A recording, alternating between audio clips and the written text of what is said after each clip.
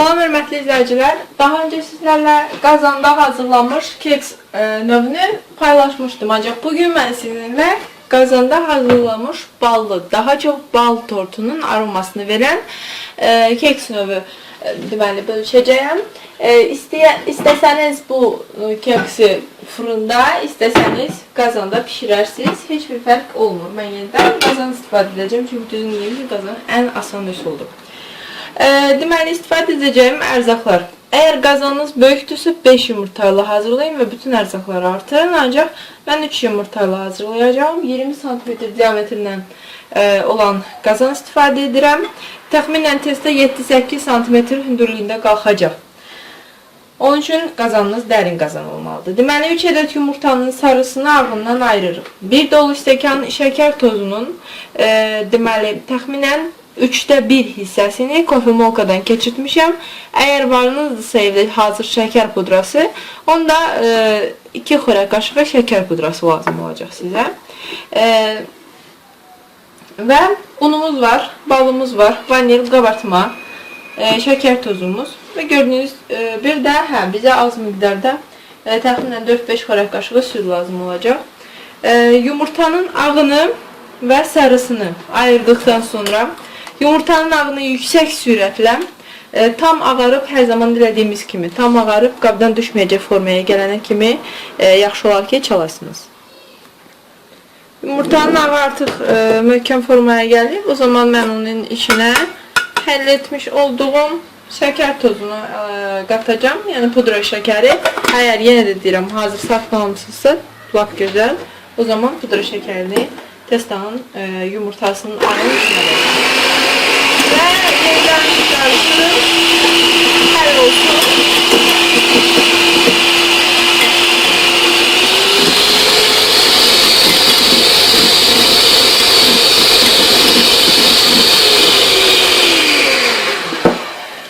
Yumurtamın ağı hazırdır. Gördüyünüz kimi qabdan düşmür. Tərpətməsəm də düşməyəcək. Keçirik yumurtanın sarılarından işləməyə. Çırpırıq. Şəkər tozunun 1 stəkan mən sadəcə ölçü olaraq götürmüşəm. Hamısını işlətməyəcəksiniz. Digər 3/2 hissəsi qalmayıb mı? Onun 1 hissəsini də götürürük.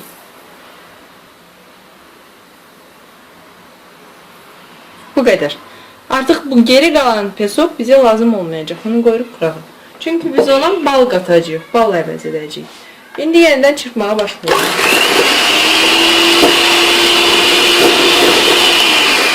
Yumurta ilə şəkər tozu rəngini tamamən dəyişməli, yumurtanın miqdarı artmalı, rəngi ağappaq olmalıdır. Yumurtam gördüyünüz kimi artıq olduqca artmışdır və yumurtamın rəngi ağarıb. Tərkib 1/3 artıb və gözəl krem formasına gəlib. Gördüyünüz kimi olduqca yaxşı həll olub. İndi mən onun içinə balımı əlavə edirəm. Bu keksi buxar vasitəsilə qazanı buxarın üstünə qoyub buxardan həll etməklə də hazırlayırlar. Yalnız qazanda hazırlayırsınızsa buna ehtiyac yoxdur. Yox, əgər fırında hazırlayacaqsınızsa onda yaxşı olar ki bu prosesi buxar vannasında edəsiniz. 1 dolu xörək qaşığı bal əlavə edirəm. Nəzərinizə çatdırım ki, bal əsl baldır. Yəni, yaxşı olar ki, təmiz bal istifadə edəsiniz. Dolu, bol aşırmalı xörək qaşığı bal əlavə etdik.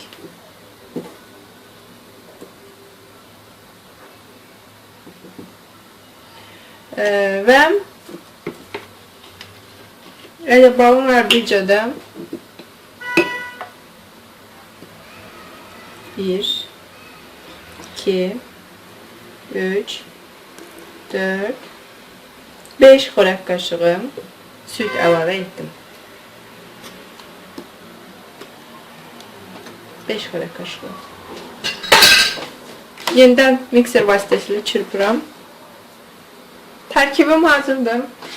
İndi onun içinə 1 paket qabartma tozu, üzərində 10 qram yazılıb. 1 paket vanil, üzərində 5 qram yazılıb.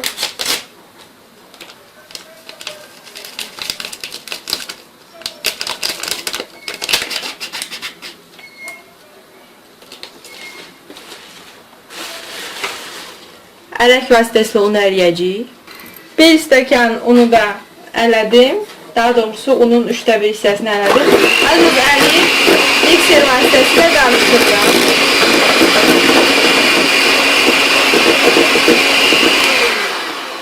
Stəkanım dolu idi. Hazırda stəkanın 1/3 hissəsi buradadır. Mən digər 1/3 hissəni də əlavə edirəm. Bunun tərkibindən asılı olaraq ola bilər ki, miqdar dəyişikliyi olsun. Mən indi keyfiyyətə baxıb sizə bunun dəqiq miqdarını deyəcəyim. Hələ ki, tam olaraq bir bardaq, bir çay bardağı onu istifadə etmişəm. Ələdik yenidən.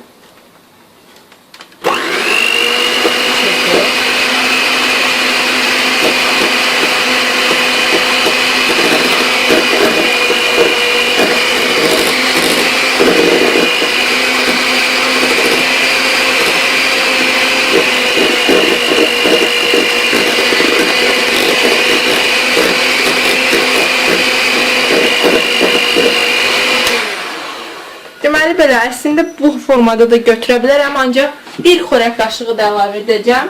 Bunu bir xörək qaşığı un da əlavə etsəm, sizə belə deyim.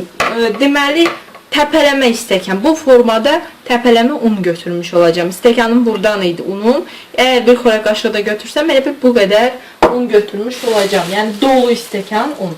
Bir xörək qaşığı daha un əlavə edirəm üzərinə və polnu bəs edəcək. Ondan sonra artıq yumurtanın ağını digər hissələrlə birləşdirəcəm.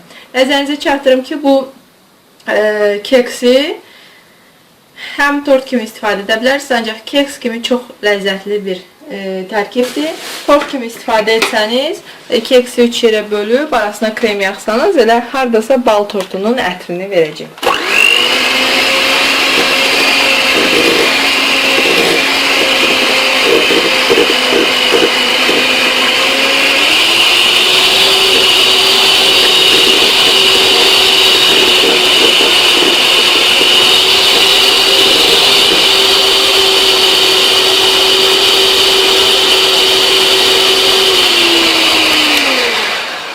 Testam hazırdır. Digər çəkilişlərin birində testa dediyim üçün irad tutmuşdu. İzləyicilərimizdən biri xəmir demişdi. Mən də razılıq vermişdim. Odur ki, testa dediyim üçün üzrlü sayın, ağız alışqanlığı. Xəmirimiz hazırdır. Daha doğrusu bu xəmir deyil. Bu xəmir möhkəm hissəyə deyilir. Bu testa formasına gətirilmiş ərzaqların birləşməsidir. Mən ona görə buna testa deyirəm. Yenə də əgər izləyicilərimin elə xoşuna gəlirsə, eybi yox. Mən onların xətrinə xəmir deyərəm. Fərq etmir artıq. Altından üstünə doğru yumurtanın ağını çox da tələf etmədən çevirərək bu şəkildə yaxşı qarışdırırıq. İmkan daxilində çox qarışdırmağa çalışmayın və imkan daxilində yumurtanın ağlarını diri saxlamağa çalışın. Tam altından üstünə doğru. Altdan üstə doğru bu formada. İstəsəniz qaşıq vasitəsilə, istəsəniz spatula, lapatka vasitəsilə qarışdıraraq testamızı bir-birinə bu şəkildə aid edə bilərsiniz. Beləcə gördüyünüz kimi yaxşıca qarışdırırıq. Artıq demək olar ki, hazırdır. Biraz daha. Deyəcəksiniz ki, yumurtanın ağları tam həll olmadı. Elə mən də onu istəyirəm, yumurtanın ağları tam həll olmasın.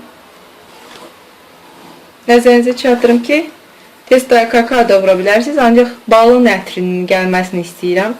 Ona görə də kakao əlavə etmirəm.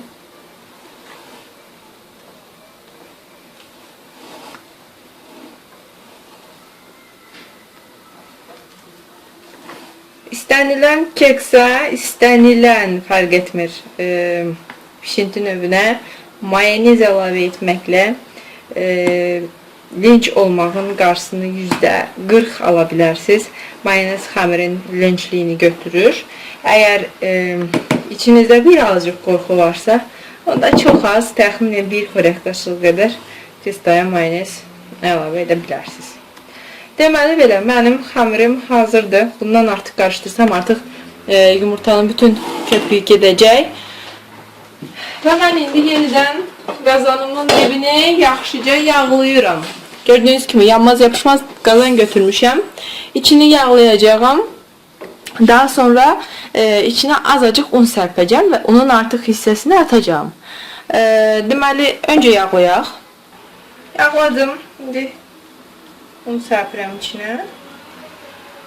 Ne kadar imkanınız var, unu her zaman ələnmiş un istifadə edin. Ələnmiş un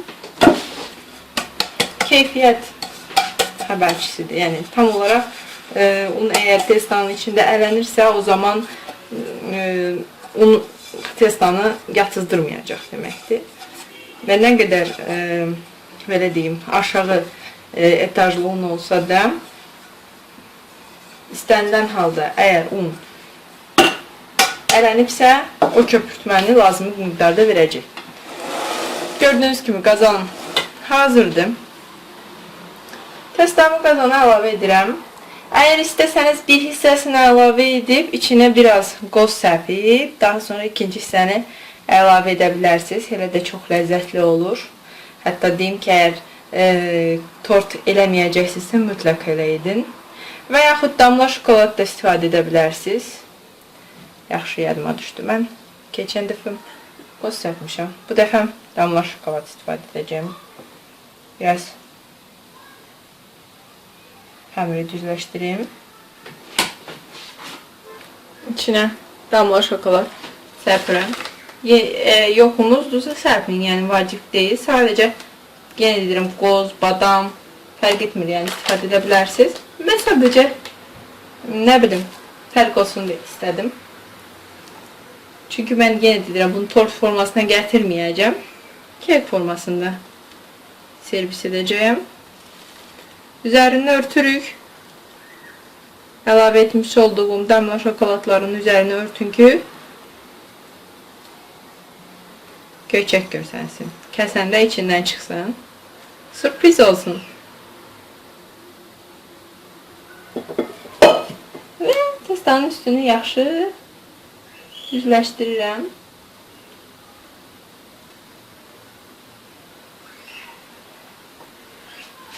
Gördüğünüz kimi testamı döktüm. Ağzını bağlıyorum. Ve daha önce de istifadə etmiş olduğum testanın hazırlaması için istifadə etmiş olduğum folqamı atmamışam. Hemen folqamı qazanımın altına koymak şərti ilə qazanımı qazın üstüne çok həzin xodda, çok aşağı xodda koyup təxminən 40-50 dəqiqə müddətində bişirəcəyim. Ağzını açmayın. Həzin xod olmalıdır. Qazınızın ən aşağı xodundan istifadə edin. Testo özü pişəcək və çox ləzzətli olacaq. Kekim artıq hazırdır. Mən indi onu qazın üzərindən götürürəm, qoyuram. Tez sürətlə ağzını açıb mətbəx salfetkası və ya təmiz dəsmal qoyuruq və ağzını bağlayırıq. Bu şəkildə qapaqdakı və kekdəki buxar salfetə hopur, kekə geri qayıtmır və yaxşı nəticə alınır. Soyması üçün 25 dəqiqə gözlədirik.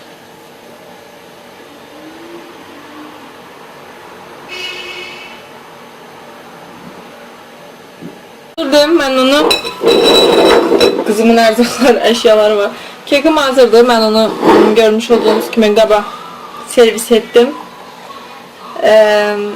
Daha önce hazırlamış olduğum şokoladdan da istesem üzerine səpə bilərəm. İstəsəniz sadəcə belə bir tora deməli kakaonu, o tor vasitəsilə kakaonu üzərinə eləyə bilərsiniz.